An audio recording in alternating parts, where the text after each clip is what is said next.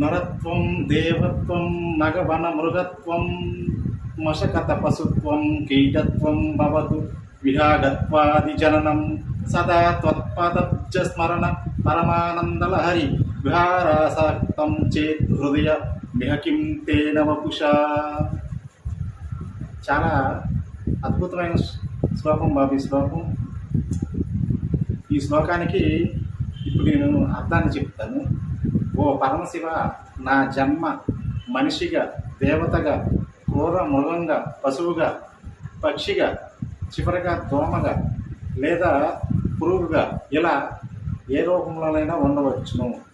కానీ నా హృదయం మాత్రం ఎల్లప్పుడూ నీ పాద పద్మములనే స్మరించడం వల్ల కలిగే ఆ పరమానంద లహరిలో నేను తేలియాడుతూ ఉండేటట్టు చూడు శివయ్య అని ఈ చక్కని శ్లోకానికి అర్థం బాబు.